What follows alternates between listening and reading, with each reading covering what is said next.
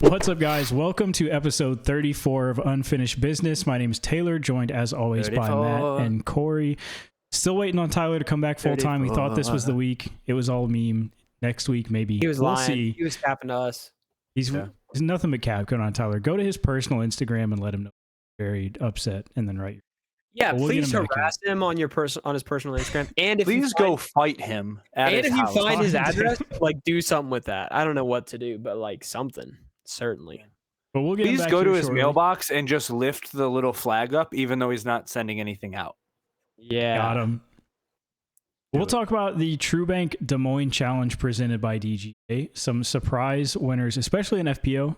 Anthony Barela back in form in MPO. We're going to have our own little internal debate on the mid-year player of the year, since that race is already heating up and getting just as confusing as last year.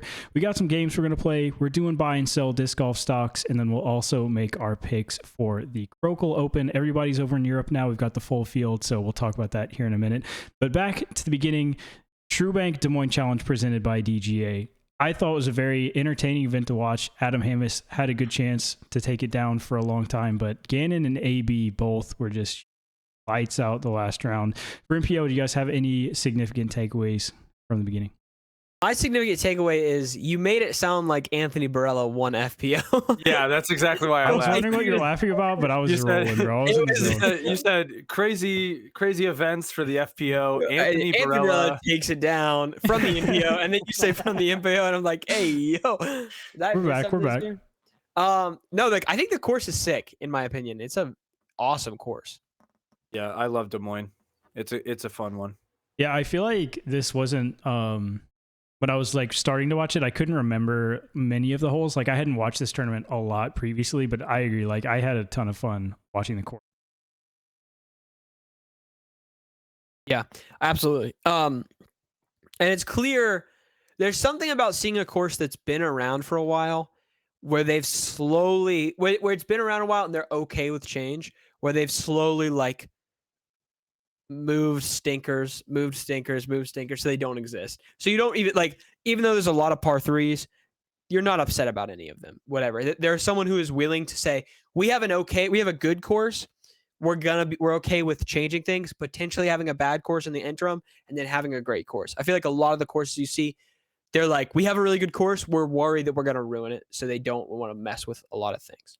Right. One thing on the course too, I thought was hilarious.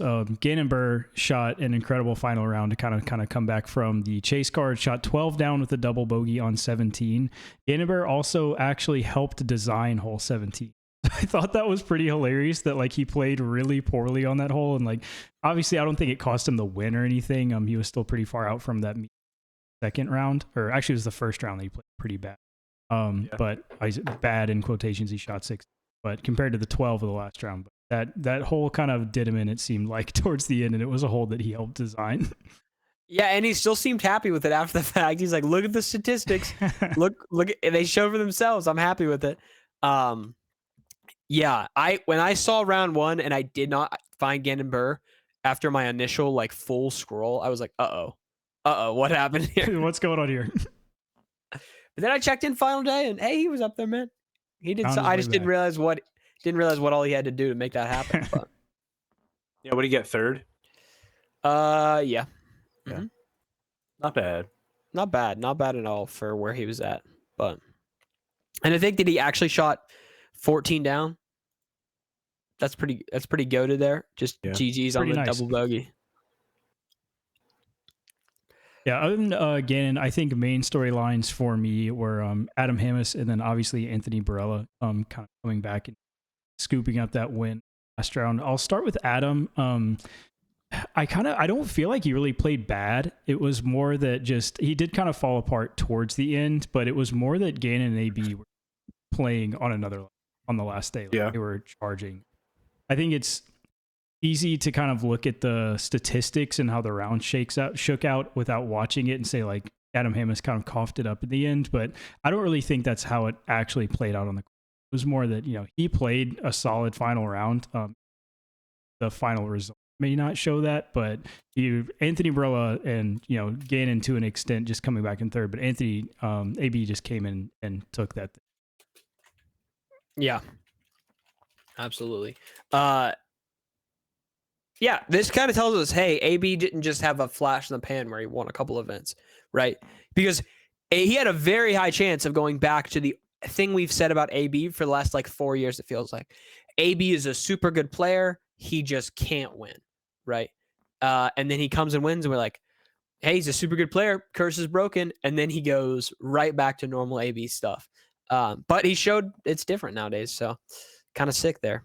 Yeah, I don't know about you guys. This makes me feel really good about AB going to Europe and especially going into the Europe Open. One, because they changed the rules on hole 16 and you get to go to a drop zone now after you throw OB. So blessed for AB. But also, I mean, typically, you know, when we talk about AB, it's putting is what's going to, like, he can throw the disc wherever he wants to, but it's him making putts. Final round, 11 of 12, 92% from C1X, and then 2 of 3, 67% from C1X. So he was making a lot of good putts in the final round, and which just for me shows that I think his game's on another level here, which we already kind of knew from the beginning of the season, but it really didn't fade away. But that putting coming back and really being not only, you know, passable, but a true weapon for him, I think really helped his stock, like moving forward into the majors and the bigger events down the season. For Yeah, some reason, absolutely. I feel like Anthony Barela is twice as tall as the majority of the European players. So he's going to show up and just be like a skyscraper to them. Don't know why. Crazy. Yeah, I mean, I know he's tall, but I don't. And Nicholas, like, because Nicholas is Yeah. And that's hilarious. Yeah. The Nick Loss allegations don't help when he's also my height. Yeah. But tough. yeah, that will be funny. Both of them on lead card, they stand right next to each other. That is hilarious. But I don't want to sneak into it, but you guys hating on this whole 16 change? You mentioned it. Are we hating on it or what? I'm personally hating on it for European Open. I'm personally also hating on it. I see why they're doing it. Yeah, I would imagine that, you know, having a player just unload the bag on that hole because they can't make the island but don't have enough, like, can't be the guy who just pitches it forward to be closer to the line. Yeah. How do you guys feel about, like, obviously it makes more sense to, like, once you throw a disc, you can't retrieve it to, like, throw it again on the same shot. But, like, what if you could? You think that would be like a better, like, for your caddy to run over and, like, give it back to you? I mean, mainly certainly pace of play for me would be like rough. Like, you throw one, you like, it goes OB, you're like, hey, go grab that, and you throw it again. Yeah. It's like, hey, go grab that, and you're like waiting on someone for like 10 minutes to just throw one shot and bounce.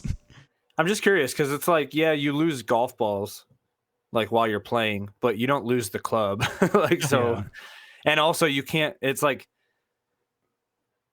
if you do hit a ball out of bounds, it's not like, oh, well, I can't use the 5-iron anymore, so put that back, and now you got to grab something else. It's definitely a different dynamic.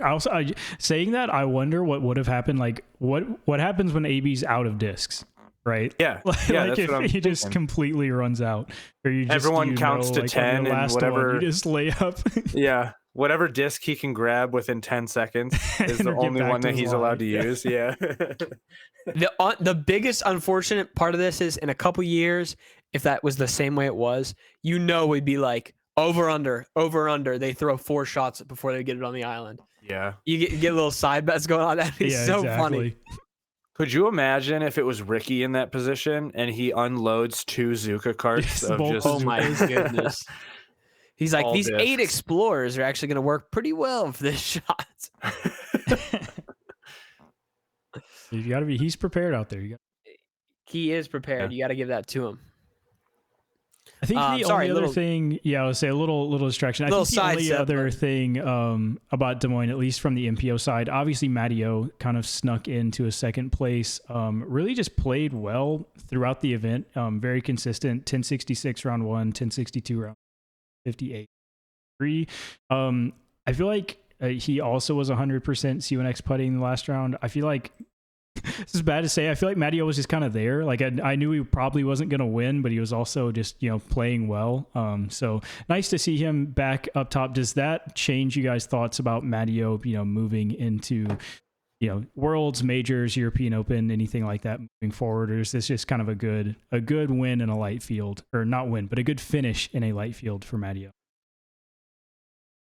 It just feels like he's back to where he was last year, right? The last two events where he's in some way or the other, especially last week at the Preserve, kind of in a miraculous fashion, snuck in to a podium finish again. So it's just normal Matteo. The question is the same exact question we had last year: is why can't this guy seem to win if he's always in second place? Yeah, he didn't sneak into the Preserve. He backed that thing up into the Preserve. Well, yeah, he backed it up in there for sure. The edits that I've seen of him dancing after his throws are They're probably so my favorite funny. thing on That's the so internet funny. right now. Yeah, but that's it. I just feel normal about Matteo again. Honestly, I was kind of like, where's this guy at for the first half of the season? Right.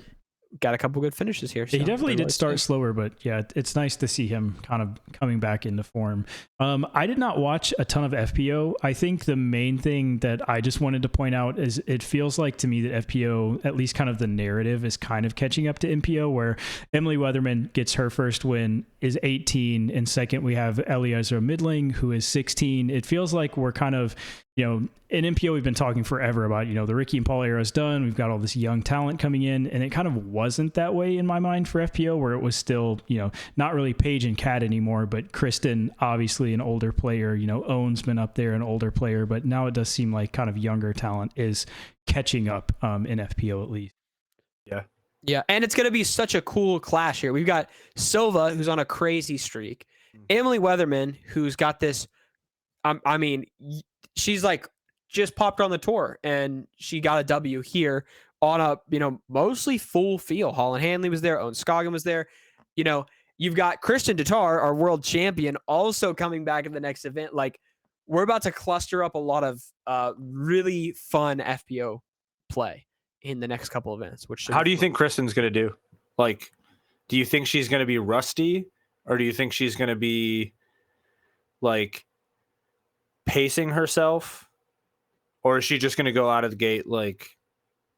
I think she's going to be pacing herself. Yeah. The way she's been selling the random mushroom enhancing pills and drugs and stuff like that, she better not be rusty. But I think she is smart enough to say, if I mess myself up here, I'm really in trouble the rest of the season. And I think she's smart enough to also know, like, if I'm going to go hard this week at Crokel or the next week at European Open, I'm probably going to wait until European Open to like really kind of fully come back. So that's what I'm thinking. I kind of imagine it'll be more of, maybe she doesn't dominate and win at Crokel, but she's still kind of, podium, top 5 kind of thing. Still, you see the flashes of Kristen, and then by European Open, she's back 100%. Yeah. Scott in the chat said Silva needs to get sponsorship to tour US next year. I would guarantee MVP is already like thinking about that, bringing her over here. Yeah, that's got to be a top priority at that point. I mean, who else did even have FPO? I don't want to say. Sarah Hokum. You said it. Yeah, that's it. The only other thought I really had for FPO for Des Moines was if you're in that group of like Owen, Holly, or Holland, Missy, Haley, I feel like you're kind of disappointed not winning this weekend, or even none of those names were in the top 3. So I feel like you're feeling not great after this weekend. Dude, you're especially feeling not great if you're Owens Goggins, who shot a +1, and if she hadn't that round, even shot even par, she would have immediately been T2. So she would tie for second place. Especially the putting really left, and that's always, like, if Owen's going to do anything well, it's putt for the most part. Yeah. So I feel like that's a pretty big like confidence. Yeah. Once again, I expect Holland Hanley to be higher. I expect a lot out of Holland Hanley. And I just don't see anything. It seems crazy sometimes, but that's it for me. Well, that's Des Moines. So I'm going to go back to, we kind of recapped MPO. Obviously, wait. Do we want to run through a points update now at the end of Des Moines? Yes, Or you want to that wait? makes a lot of sense. Okay. Go ahead. So after Des Moines, for reference, I got 2 points. One for Adam Hamp. No, I lied. Gannon Burr coming in the top 3. That's minus a point because you messed up. Back down one. I'm cooked. And then I got Austin Turner as my dark horse. So I got 2 points from Good that. pick. I'm at 16 What did you get, now. like 7th? Yeah, I got 7th. So he's played well here last year, but I've just been banking on Austin Turner, and he finally hit one time, and now I'm going to be overly confident for the rest of the year. Taylor got no points, so he's still at 19. Let's go. Corey, no points, so he's at 14. And Tyler got AB to win, so he is now at 25 points. So Tyler's in first at 25, Taylor in second at 19. I'm in third at 16, and Corey's in fourth at 14. We kind of have to stop Tyler, and I don't know how to do it. We got some majors coming up, so some motion can happen with some double points there. But again, even more opportunity for Tyler to kind of extend the lead. But yeah, we gotta get something going. He's not even on the podcast; he's just taking off. So yeah, gotta figure it out. All right, so continue. With that, yeah, I was going to say the two main names we talked about a lot for Des Moines were Anthony Barela and Gannon Burr. With that, I kind of want to just get you guys' opinion on, if the season ended today, the player of the year race, right? Because I think we've got a really similar thought to last year's kind of debate between Isaac and Calvin was the two names that everybody threw out. Obviously, Isaac had the 2 majors. He had the wins. Calvin didn't have as many wins, didn't win for most of the season, but just insane average finish rate, was always in the top 3 on the podium. I think we've got something kind of similar brewing between AB and Gannon. So I guess I'll start with just that first question and then we can talk about it more. But for you both, who, if the season ended today, would be your player of the year in MPO? Corey, go ahead. AB. Show your work. I think Gannon's doing good, obviously, but there's still certain things that I feel like is like falling apart for him. And I think AB is on an upward trajectory. That's a really hard word to say. An upward trajectory. There it is. Of just like taking everything. So not saying Gannon can't, but it doesn't look like his season is going to pan out the way that in my head, I see AB's. So yeah, I'm going to agree with AB for slightly different reasons. I think that Gannon is obviously good and he's been playing well. He has a way better finishing place than AB does on average right now. But it's really hard for AB to have 4 wins this early in the season. And now we're getting other players, obviously Ricky, Kyle Klein. We've always got players up there in MPO. We got other players grabbing wins. So it feels like over the rest of the season, those wins may split off a little more consistently, where it was really just AB and Gannon really hot at the beginning of the year. So Gannon's going to have to do a lot to make that up. But there are majors. There are plenty of majors here on out that could affect that. What about you, Taylor? Do you agree or disagree? Yeah, I'm going to be a hypocrite here because last year I said Isaac was my player of the year because of the wins and the finishing percentage didn't matter as much last year. But the disparity is so much larger, I think, currently for Anthony Barela and Gannon. Like, Gannon has been relevant all year, where for the past few weeks, Anthony Barela has just kind of been nowhere to be found. So Gannon so far this year, 94% in the top 10 and then an average finish of 4th. Is pretty impressive. It's just hard for me too, I think, to weigh the wins as heavily as like an Isaac argument when Isaac's wins were majors, like they were worlds, you know what I'm saying? So it was harder for me to kind of dispute that. So I think, obviously this is just kind of a hypothetical for discussion thing, but I think if either of them gets a major, that swings the debate, hugely. And if they split on majors, then I guess we're back in the same boat. But those like European Open, Worlds, and USDGC will be huge deciders, at least in my mind. Yeah. I think that's really it. Calling it right now seems. I mean, obviously the question is call it right now, even though that doesn't, maintain it. But we could have just as much of an argument as we did last year. This year with the way things are shaping up currently. So we'll see.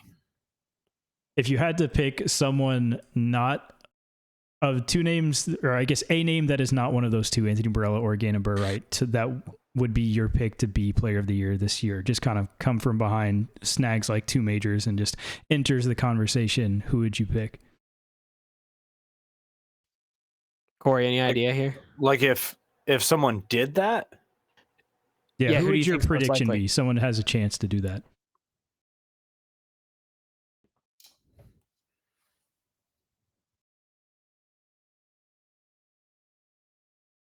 I think either of the Ezras, honestly.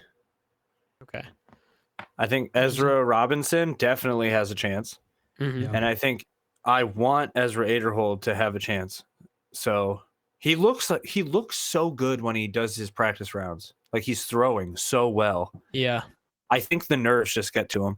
And I know I know the nerves get to him because there was one I can't remember what round it was, but when he was at D-Glow last year, he was throwing off of hole 3, and you can tell that he was trying to baby the disc so that it didn't go right into like Right, like death. thinking more about the miss than the line Yes, you want instead of saying like, hey, I'm going to put this exactly where I'm going to, because that's what Yeah. they do in the practice round. They go, okay, I'm going to full throw this and it'll be down there, as opposed to like looking at the OB. So I think I would say as Ezra Robinson, which would kind of make it like even for the brothers. That'd be kind of cool. Yeah. I think I actually, as someone who's not commonly going to say this, I think I agree with Scott here. I think if I had to guess someone else, it would probably be Ricky, right? Just caught a W. He's always Ricky. He's always looking good in some capacity, but now he's definitely got some confidence and he could probably get this season going for him. So I think of Ricky in my head. What about you, Taylor? Yeah, that was when I was asking the question. That's who I had in mind was Ricky. Just because I think there's a lot of good storylines there. Like obviously, it's been a very long time since he won a major, so that would be huge for him. Especially, he has been like pressing to win USDGC on technically kind of claim Charlotte as home a little bit. To get a win there. I think the other name in my mind would be Calvin, just pure like opportunity. Like Calvin has the chance to like squash a lot of the like can't win a major, can't win the big ones. Like if he just kind of balls out for the rest of the year. I think I've already kind of forgotten that a lot of the beginning of the year, Calvin was injured and not throwing the forehand at all. So he's been back to, quote unquote full form here for a little bit. I just think he has a really good chance towards the end of the year to kind of quell some of those rumors. Also, the man is a world traveler. I should say that we had no idea that this guy was about to be coming in and playing Des Moines. Apparently, he's just flying back and forth. Bro is dazed and confused. He has a dang flight record that would rival Taylor Swift's right now. I would have bet $100 that he wasn't going to be coming back. Yeah, same. For Des Moines. I was shocked. I saw that Instagram post. It's like, hey, we're playing hole 13 out here at Des Moines. I'm like, what? Yeah, dude. Just like pre-recorded? Like, what is happening? What if there's secretly two of them? There's two Calvins. There's two Calvins. There's Calvin and there's Vinny, and like one is still in Europe. That would be crazy.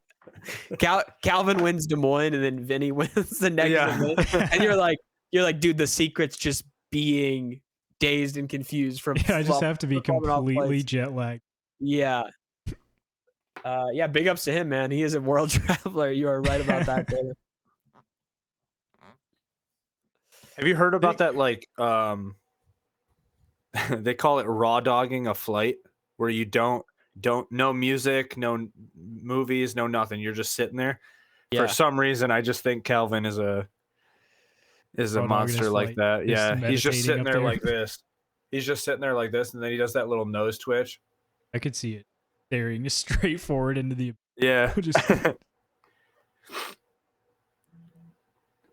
All right, well, we had, for everyone that's not Scott, who is always here for our live streams, we had a full discussion about this, but I already forgot. Do you guys want to move into stocks or the game?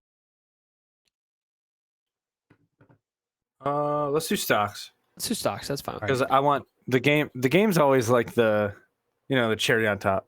That's true. It's my dessert. Corey loves Taylor's games, man. I love, dude. So this is a newer segment we've done the past few weeks. I'm calling it the disc golf stock market. I don't know. We're just buying and selling random topics. It just kind of gives us a chance to quick hit on some random things. So we'll start out with Matt today, and we'll start out again. Let's get the negative out of the way. We'll start again with what we're selling. Oh, that's the only one I hadn't fully decided on, and Taylor caught me Corey, lacking. we're starting with... All right. We're selling? Selling first. All right, I am selling bagging discs that you don't have an explanation for why it's in the bag. So basically, obviously, it's perfectly fine to have a giant bag and like 25, 30 discs. But when I ask you, hey, what do you use that disc for? I don't want to hear, oh, I don't know, it's just in the bag. Because that is a stupid reason. You should probably try and remove as many as possible. And one of the excuses or the reasonings could be it's a backup for this disc. That is perfectly fine. That's obviously if I go to a course with like water or a lot of like heavy bushes and stuff to where I could lose my discs, yeah, I'll bring a backup. But I know that's the backup. If you do not know why that disc is in your bag, if you can't think of like a throw that you've done in the past, like maybe like 2 or 3 rounds, take it out of the bag. You do not need it in there. Can I ask a follow-up question? I don't disagree. Yeah. You're in the scenario where you find a disc, you're like, this could be fun for the bag. So you slide it in on a trial thing. That's a reason. Trial. Right. I agree with it. I agree with it. How long can that trial exist? That's a great question. How long is the trial? How long is the trial until oopsie daisy, I realize this has been in my bag for 6 months and I've only ever thrown it as a second shot on trial. How long can that trial exist? Well, when are you going to realize that you have that and you have the slot that you think you're trialing for? And one of them you're not pulling out of the bag ever. So like I don't know. That's what I'm asking. Because there's a lot of rounds where I put something in the bag thinking, okay, this could be an option.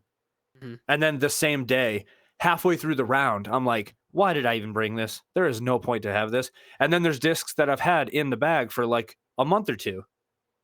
And I'm like, I'm still trying to figure out, okay, is this working out better? But I'm also throwing both of them.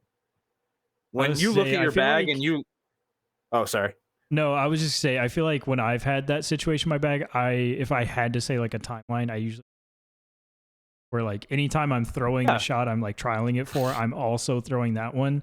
And I feel like that's enough time to be like, okay, this is sick and I want to either have it as a backup or switch it, or it's like, I don't want this is over. I'm not about it. Yeah. Or also maybe go to a course that you know you're going to like actually put it through the trials and not just like, let me throw this in the bag for no reason. Yeah. Yeah. And the main reason is it's really hot. Me and my buddies played toboggan over the weekend, and I realized if it wasn't for the fact that every single disc in my bag is useful and like I have a purpose for, I would only bag half of those discs. But like I do throw every single disc in the bag. So yeah. Understandable, reasonable. Because it got heavy fast when you're walking up and down those hills. Yeah, especially a toboggan, I can imagine. Yeah. Well, that was the reason. I was like, man, if I just had one of those little disc-raft lunch bags with like 3 discs, I'd be perfectly happy right now. But no, so it was around this time last year. I when it was summer, super hot outside, I stopped carrying my grip bag and started carrying like the little $30 backpack bags that every manufacturer has one of, with just like 6 discs of picked random, especially like courses before the course closest to me that actually is full 18-hole course. Before that was finished, like none of the courses within 15 minutes of me need my full bag at all. Like I could go out there with probably 3 and do just as well as my full bag. So it was like, I'm not carrying this grip bag anymore. Too hot. Makes sense. All right, good sell, Corey. I like it. Thanks, you too. I am selling the idea that I tried to copium into myself, and I've heard other people say this, that losing discs is fun because then you get a chance to throw another disc and beat it. Go through that whole journey again. I lost my Exodus last week. It's not fun. I put a new one in the bag. No. I was like, this is exciting. I have a new one. It's so stable compared to my old one. It's not the same thing. I'm just sad. Yep. Lavender launcher. I lost it. Matthew made me lose it. Dude, I didn't make you lose it. I just thought you had it, man. I thought you had. Think I would have played that course if it wasn't for the fact that you drove down there to play a nice course? No. No, you would. I would have drove my butt home like 4 hours prior. I was pretty confident it was because I think I told you I thought you could clear it. No, I straight up said, Matt, I think I can clear this. I thought you cleared it. I thought you cleared it. I know, I really did think I cleared it too, but it's On the gone flip forever. side, the shot I threw that made me lose the disc, I just kind of threw exactly where I wanted to on hyzer. I pulled it a little right, but instead of holding the hyzer and finishing like I thought it was going to, it flipped up and rode and then kicked a tree into just the abyss. So you could say it wasn't really doing what I thought it was going to do anymore, but I'm still sad. Yeah, that's kind of the same with the lavender launcher. It, like, even Matt knows, I was trying to forehand it and it would turn and burn, but on backhand, it was like perfect. It was dead straight. It would do an S curve, everything. So now this is great for forehands, but I can't backhand it because it just like stables out no matter what. So it's so interesting. I feel like this should be almost another topic because I feel like I have the problem with a good disc for me on forehand that'll like flip up and go straight is like. Well, no, Yeah, no. I think Corey's the. I think Corey is the opposite case of most people because I would also agree with you, Taylor. I would say that I throw flippier discs on my forehand because I can pistol into a forehand, but it's not like a reasonable shot. So I throw flippier discs that go straighter for longer versus my backhand. But I think Corey's the opposite. Corey puts a lot of torque into his forehand, and I think he also has a little more wobble on his forehand than his backhand. So I think both of those rude. Yeah. But jerk. No, great point, Taylor. Yeah, losing discs isn't fun. Sorry to tell you. Yeah. Okay, so we're down to my cell. And I've been thinking about this for a while. Because I had like 3 or 4, but I didn't really have any reasonable one. And I think I'm going to sell all disc golf bags that have no way of not making your back wet when it's hot outside. Yes. You know what I'm doing? Certainly, if we have the innovation of like, we can put a camelback in this, we can put this. Is there a way to not make my back soaked because I'm picking up my bag and I'm sweaty? Can we get cooking on this? Someone, please. Somebody figure something out. I'm working on it. Corey's working on it, and Corey better work on it fast because you should ban back there. Something. Yeah, it just feels like I have to bring an extra shirt with me to the disc golf course right now. Yeah. It's not fun. All right, that's my sell. All right, same order. We'll just go back to Corey. What you buying? Okay, so you already said it earlier. As I was thinking of it and writing it down, you said it out loud. But I'm buying when a pro helps to make a hole on a pro tour course and then they suck at that hole because that is the funniest thing ever. And it almost makes you feel better about them like helping design that hole. Because I know that there's multiple times where people were talking bad about the fact that Worlds is going to be at a course that Paul Macbeth literally like handmade. But if he falls apart at least one round on that course, then it's like, okay, well, it must be hard for everybody. And it's not just like, I designed this because I can play every single shot on this course. And the fact that Gannon hit like first available tree and then kicked off into the woods and then had to kick out and hit another tree. And like, it was a bad time. I didn't like seeing him do that. But at the same time, there was a part of me that's just going, Yeah, I mean, especially speaking of New London, I think the most promising like video of pros we've seen play that course is Simon Lizotte. Like Simon's got to be your favorite after watching him just like nuke that place his first look. I love it. That video is crazy. He's just casual. I'm going to play this new course, man, and then just goes crazy on it. So many times where he's like, "Is there a shot up there?" And Paul's like, "I don't know," and then he just does it. Yeah. No, Corey, you're absolutely right. I think it's sick. I think almost all of the courses or the holes and stuff designed by pros end up being like pretty good, right? There's not a whole lot of, with the exception, there's some exceptions currently, or certainly, but like, I'm not saying that. I'm saying like you saw video footage of Gannon saying like, yeah, like I really helped with hole 17, and it's this, and it's both, like you could go either right or left, and then you kind of open up, and then there's an island, and it made it sound like it was like, oh, he must have made this like specifically because he knew he could just like get a birdie on it every time or something like that. And then he like just tanked. So it's not the fact that he designed it. It's the fact there's like a stigma when it comes to like, I helped design this hole. And if he would have shot like birdie every single round on that, it'd been like, okay, well, yeah, you designed the hole. Like, right. You must know how to play it. Yeah, that it's not the fact that it's a pro designing courses because they're playing them.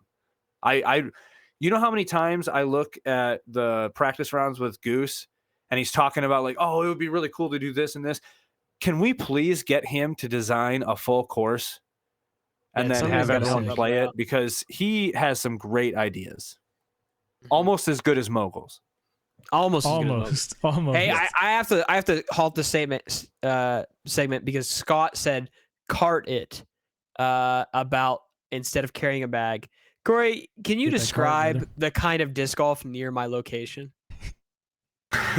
So I drove to West Virginia to meet Matthew, who is damn near in West Virginia. Yeah, I'm the closest you can be without being in West Virginia. Yeah, like somehow you can drive West Virginia into Maryland and then back into West Virginia. And then it's weird. We played on a mountain. When we got there, he said, oh, I didn't realize half of the trees fell. And they did. So we were climbing like a jungle gym over just every single fairway. So it was a fun time, but it wasn't fun at all. So there's no way of getting a cart anywhere near. Yeah, a lot of my courses are just like impossible to. Some of them are easy, but I gotta bag it up. All right, sorry. Big sidestep. Just had to. I would if I could, Scott. To be honest with you. I would say I got a fast one for my buy. No shade to anybody. This was just my observation this weekend. I am buying Adam Hammis's mental health because Adam Hammis, known hothead, known to get mad on the course. I feel like when things are not going his way. I loved in the final round, like he was just beaming with joy that AB was winning this tournament. Like in the last 3 holes, I think they hugged 12 times on camera. So I love to see that, as we've talked on here before in the buy and sell about, pros, acting out when they miss a putt or in general. Yeah, the opposite of this. Yeah, so I was just super happy to see Adam was like genuinely stoked that his friend was winning while he was also losing. So it just was a feel good moment. Is it left to me? It's left to me. Oh. I am buying disc golf YouTube. Okay, I am a known disc golf YouTube hater. Of the channels. All of the channels. I'm a known disc golf YouTube hater because I feel that there's a couple channels that are really top of the line and the rest are very, very low. And there's not a lot of in-betweeners. That's how I always feel, right? I talked about it with Bodanza. I talked about it with quite a few people. That's how I feel. However, my buddy who's played disc golf one time in his life and has barely talked to me about it is texting me, can you take me out to disc golf after I get home? He's on vacation. I will buy all the discs you have off of you. Because little bro found a Paul Macbeth video, and then he found an Urban Disc Golf video, and then he found Foundation, and then he found Simon, and he is losing his mind for disc golf. And I get agitated because it feels like there's no in-between area. But if it means that he only really got recommended literal pros and watched them do insane things with the disc, I've got to be a little happy about it. So that's what I'm buying. Hey, there's 2 in-betweens in this conversation. So tell him to watch. Somewhere on the spectrum.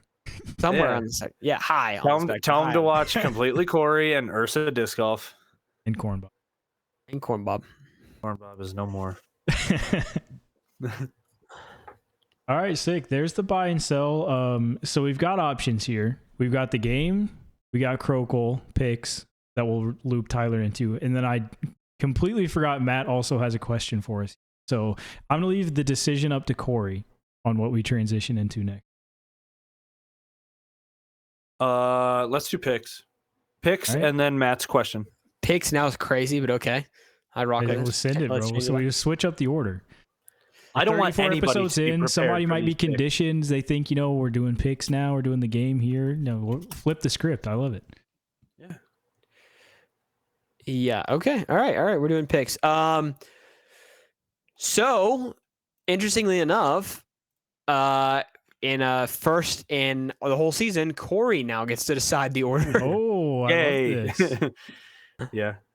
Okay, give me Corey, 2 seconds. Well, you guys can keep going. I am going to set up the screen share so we can so Absolutely. here we go. Corey, what order would you like us to do picks in? I'm going to go me, Taylor, Tyler, Matt. Okay. It goes Corey, Taylor, Tyler, Matt. Corey will start us off. Taylor, I will double check that they are actually registered for Croak Hole. And you can Perfect. type away. Okay. Taylor, are you ready to rip? Oh wow, he's nice and crisp. Just checked on the screen. Looks beautiful. Ready to rock, bro. Yep. All right. Corey, what would be your first pick for this event? I'm going to go with Ricky Wysocki. Richard Dude. Wysocki.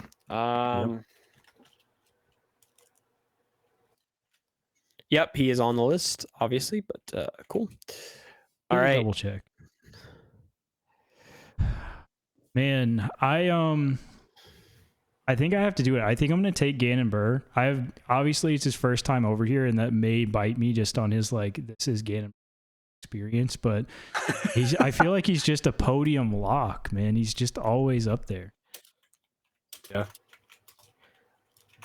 All right, and now we are waiting on Tyler for Tyler's pick.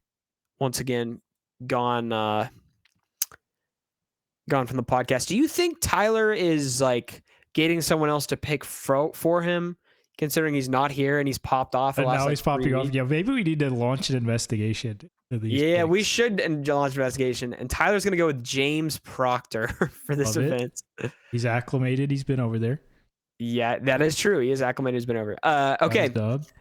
It's me. I'm going to go. I think this is a big no-brainer here. Give me one Anthony Barela. And give me. See, I'm gonna risk it for the biscuit here. Make sure this guy's playing, of course. Give me Paul Macbeth. Okay, love that. From the one Paul Macbeth hater in the group. I realized today as I was watching a Paul Macbeth video, I have set myself to be the biggest Paul Macbeth hater. That is not a true statement. I just don't think he's making a comeback in this. I'm standing by his winning European Open by 6. Okay. All right, we're back to Tyler. I'm ready to look real stupid when finishes 30th. Yeah, the issue is he's had a couple one or two good rounds, but not the whole thing. Tyler just came back. He is taking Nicolas Antela. You fricker. Terrible pick. Which Paul Macbeth? I forgot me and Scott actually agree on this statement. But... Oh, I am going to take. I think I can wait for as a little sleeper. I'm gonna take Matty O. I just feel like it's low key a Matty O thing to do to win. It is actually. You're right. just That's just a little random. Yeah. Okay, I gotta find my list. Back to backs for Corey. Oh, Corey Cuomo. All right. Back to back, brother. I'm gonna go with Eagle McMahon. Okay. Can you double confirm that he's on there? Even though I'm looking at his name. He's on there. He's on there. He's on there. All right. Yep. I think I feel like he just does something in Europe. He vibes over there. It's a different type of play. I agree. Yeah. And then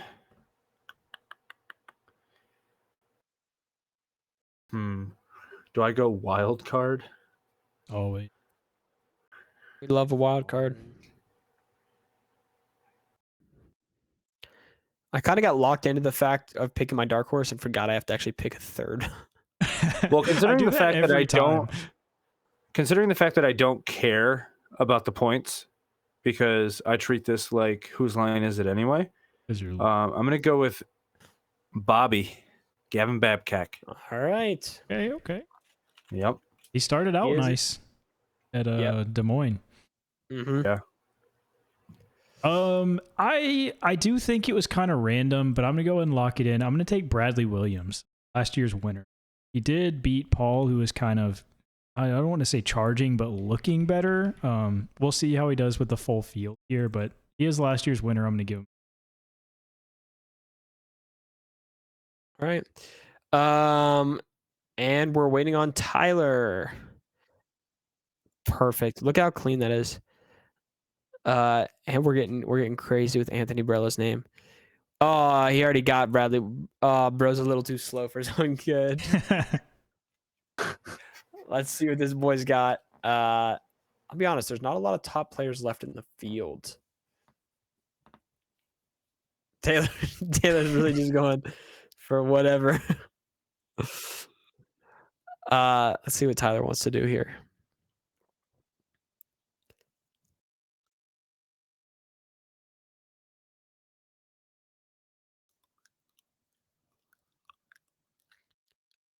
There's an interesting thought from Scott in the chat that said he doesn't think anyone who just got there will.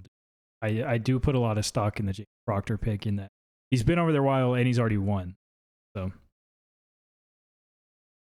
Yeah, I think that's reasonable. I had thought about that too, actually, but then I said, who cares? Should be small. And I was gonna say he's just got his new signature Alpha Disc Fjord that he got over from the guys at Alpha over there.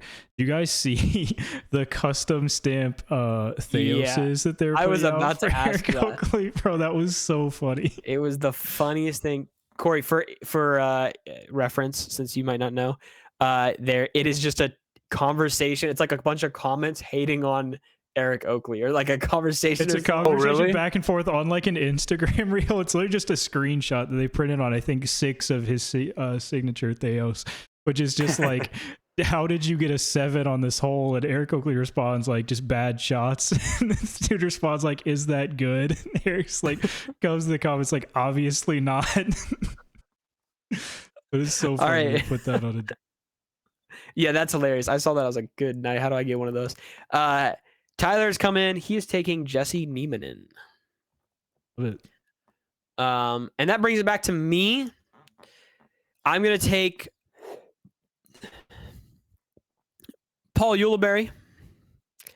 And then I have to pick my dark horse, and I kind of don't know what to do for that. Let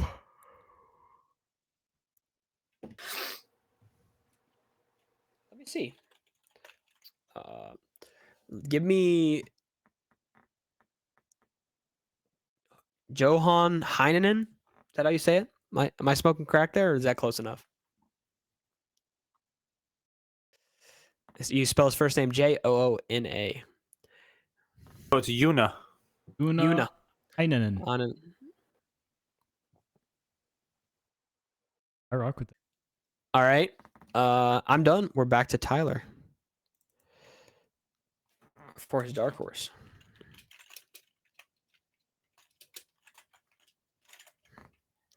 Let's see what he says. Corey, are you locked in with your pick right now? Yeah, and there's no way anybody's picking him. Oh. Already took it. What? What was For that, Taylor? Tyler. I think we're thinking of the same girl. I doubt it. Same girl. Or Tyler just I keeps highly picking doubt it. ones we've already picked. Matt Bell. Tyler's going Bell. for Matt Bell. That's a little Interesting. freaky. That is a little freaky. I'll be honest there. Yeah, the dark horse is where you go. I'm going to take this man made his name in Europe, or at least had his splash in Europe, who currently looks like Grimace. I'm taking Chandler Kramer. That's a crazy lineup for that, but okay. We'll let it No, slide. I refuse to get that weird when it comes to. I'm not doing that. It popped off in Europe. Popped off. Okay, and we're back to Corey for his dark So horse. literally, I just saw his name and I said, I haven't seen him play in a while. So we're gonna go with Thomas Gilbert, Oh, who I is like that. currently 95th, which is why I didn't think anybody was gonna pick him. That's fair. Yeah. But haven't seen him pop off in a while. So we're gonna go for it. And that's interesting that doesn't worry you. You never know. The Okay, croak will there open, is man. no Anything can change. happen. There is no change between when I was leading in points in the beginning of the season and now. I'm just picking people. Hey, Okay. shoot when you're hot. Shoot or shoot, man. Shoot or shoot. And guess Yeah, what? This sure, is gonna be the course where Goose wins because I didn't pick him this time. I actually thought about picking Goose, but I didn't. Maybe I should have. All right, there's our picks. Taylor, you want to run through them fully? Yeah, I was to say recap for the audio listeners. Corey picked first. He's got the squad of Ricky Wysocki, Eagle McMahon, Gavin Babcock, and Thomas Gilbert. I've got Gannonburr, Matteo, Bradley Williams, and Chandler Kramer. Some European hate from me, apparently. I don't have a single European player in a major European event, so maybe I'm stupid. We'll see. Tyler's got James Proctor, Nicholas Antala, Jesse Niemanen, and Matt Bell. And then Matt has got the squad of AB, Paul Macbeth, Yuli, and Yuna Heinonen.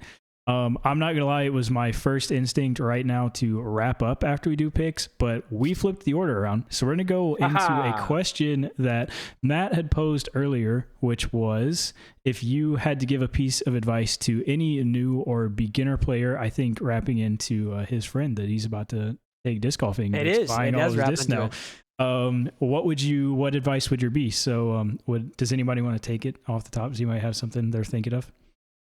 Speaking of which, is it just funny that anytime you offer to give someone discs who never plays disc golf, they're like, dude, I'll buy them off you. And you're just thinking, I got too many You don't anyways. understand, bro. The point is to give them away. Need these. Yeah. Yeah. Sorry, that was my thing. Anyone else can start. I have at least 3 friends that were like, "Oh, disc golf seems interesting," and I've like built them bags, entire bags, like full. They have every slot down kind of bags.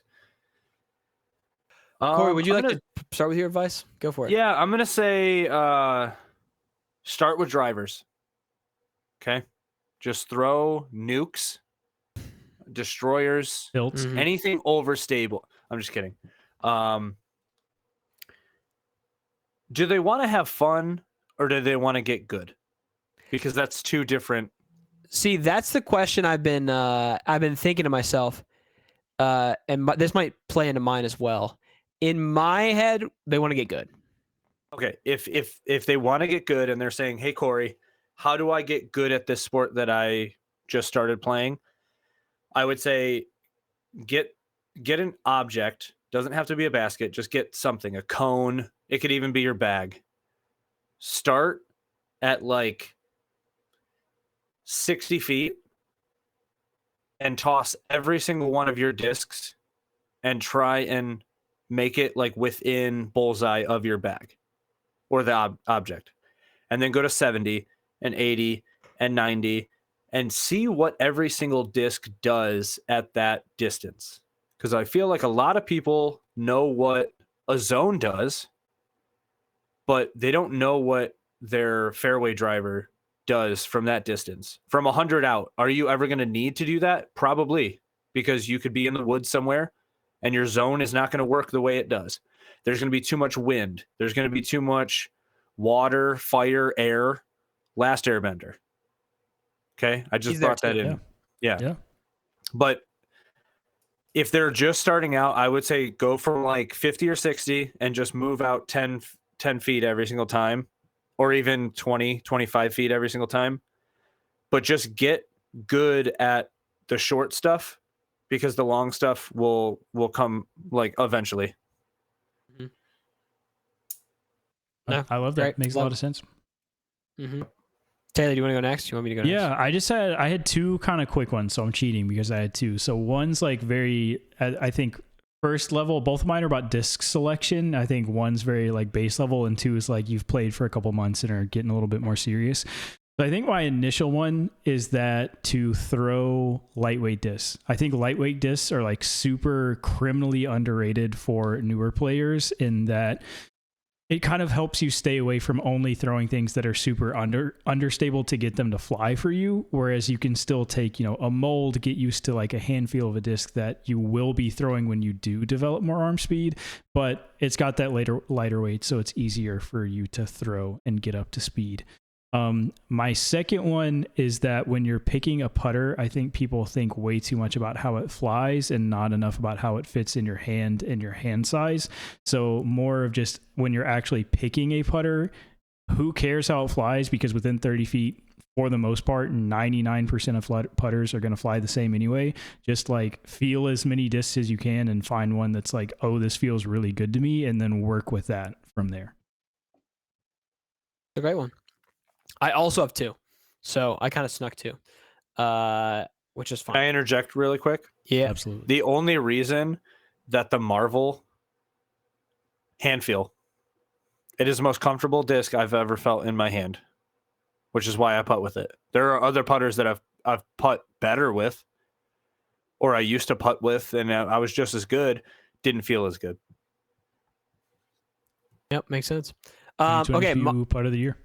2022 putt of the year. 2022. Yep. That's great. I said I had two and I forgot my one, so that's nice. So I the one I was really thinking about is and this I think is more to maybe the person showing someone disc golf. But there's a balance between watching a disc fly and giving you interest in it, and doing the time tilt, like age old advice of throw a putter until you can throw a putter good, and then move your way up. Because I just showed some other buddies disc golf, and I just gave them my diamond and my soda, and said I didn't even give them like a reference on how to throw it. I just said throw it kind of flat, and guess what? It was not flippy for them, even though it would turn into a roller for me. But they could put it 200 feet, 225, 250 feet out there off the bat. And that in itself is like oh my goodness, holy crap, I can throw this really far. Especially if you're coming from Ultimate, because you can throw it so much farther than Ultimate Disc. And then my other was don't get overly confused by disc golf. There's like a crap ton of stuff. You could talk about, disc golf flight numbers. You could talk about different plastics. You could talk about like, in a perfect world, you have like 5 or 6 discs and you play with them for a couple months and then you see, hey, that kind of looks cool, and you buy that, and so on and so forth. And a better way than trying to give you someone trying to give you the history of disc golf in 25 minutes. That sounds actually vile. So that's mine. Yeah. Yeah, I would also think it's a great point to like say that there's a balance between having fun and like learning correct form or whatever else to like try to teach somebody. I think the same way with like people that take their friends out to play disc golf and then just hound them with advice the entire time. Like after every throw, like you actually want to reach back a little bit more this way. Like just let them figure it out. It'll be all right. Yeah. That almost goes into what I was going to say is it's also like case by case basis. Yeah, like, it really I have is. friends that are very athletic and it doesn't matter what they do. They're just natural at it, especially a sport like this where you tell them, okay, take this foot, take this other foot, go behind that foot. That's called the X step. And then they just do it first try. Yeah. And then there's people I explain same way and they don't understand how their feet work anymore. So there's big things. Yeah, like that's perfect. One of my buddies who only plays a couple times with me, and he throws a DX Beast on a ton of Anheuser and lets it pan to flat, and like any change in his form that I gave him would immediately make him roll that DX Beast at the power he's throwing it at. But he can put it like very far for his his skill level, and he enjoys that. So I'm like, why would I? Like, you got to cultivate that enjoyment of disc golf, and it's different for other people. Yeah. Cool. All right, that wraps that up. Taylor, go ahead, brother. Yeah. So I'll say the last thing we have here is our weekly game. We've done this once before. So I'm taking Foundation has started coming out with their top 25 selling discs of the previous month. Really do yourself a favor and go back a couple episodes to the first time we did this game. I believe it was May's data, because it was a pretty incredible beatdown that Matt received. So he's got his chance at redemption here. I'll go ahead. You guys, if you have the stream open, I'm actually going to show the list alongside with your guesses. So I gotta close the streams while you're telling me. Be a gentleman here. Pause that thing. Oh yeah. Leave the tab open so we still have a viewer. You know how it is. But I'm going to show the list. And how this works is we are going to go one after another between Matt and Corey, and they are going to guess a disc from this list. Whatever disc that they guess, if it's on the list, they get that number. You want to have the lowest sum possible. If the disc is not on the list, you just get whatever number is soonest after showing the wrong. Tyler's not here. Hold on, because obviously then you would just want to not guess any disc on here. So if you get one that's not off, you're getting 26, so on and so forth. But the goal is to have the lowest score possible, just like disc golf. I believe we flipped a coin last time. I'm going to say, since Matt got destroyed last time, Matt, you can choose if you would like to for a second. Yeah, give me first, Kira. Give me first here. I have to go. I did not understand. I understand now. The timing got him last time. Yeah. So we're doing June. Yeah, so this is for the month of June, the top selling discs on foundationdisc.com. Shout out to our wonderful sponsor. All right, I'm starting. Give me the Destroyer. All right. Nice the Destroyer. I believe last time that I did update the numbers alongside like when you guessed them. So I will say Destroyer is number 1. So that is a great pick from Matt. Starting off. Did I miss a release or something? He was referencing the Bogey Bros Destroyers last time that were not quite out yet for that list, and now it is here. So I wasn't even thinking that, to be honest. I just figured that I forgot about the Bogey Bros Destroyers. I just figured the Destroyers. You didn't forget about them last time. No, it was the wrong month. Yeah. All right, Corey, go ahead, brother. So solid start. I'm gonna go with the Zone. Next one. All right. We got the Zone. Corey started, I think, with the Zone last time as well. The Zone is number 7. So I feel like that is always a safe pick, especially for Foundation. Okay, back to me. I'm going to take the Hex. X for that. Let's do search here. Don't see it off rip. I'm not gonna lie to you. It is not on the list. What? So let me search, double check. Yeah, it's not coming up. So we've gone from 1 to 26. The door once again is wide open. That's how it happens. Life comes at you fast. It does. Okay, Corey, back to you, bro. I think this is on there. Just off of memory, I'm gonna say the Force. Got the Force here. Let's see. Rolling through. Is also not on the list. Oh, so we're gonna give Corey a 27 burger. All right. So we're fighting here. We're fighting. Wait, is this 3 picks? Is that what it is? Yeah, 3 picks. Yep. All right, my last one. This is pretty make or break here. This is very make or break. This comes down to this. The Buzz? Buzz is a good guess. It is number 8. Oh my goodness. Okay, so what does Corey have to? You have to make up. So need Matt to get is a total of 35. Corey's currently sitting at a 34. So I think it is mathematically impossible. You have to get a number 2. Wait, how? No, you could get a number 2 in timey, right? No. A 35 and 34. Quick math from Google Sheets. How did that even happen? Wait, so I took a 1, I took a 26, and I took an 8. CA. How did that happen? Well, 20. It was nice knowing you. If you get number 2, I'll give you an option. We'll go into overtime. Yeah, I like that. Okay. All right. No, I'm fine with it. It's like an ace if you win clause. Yeah. Some would say required, but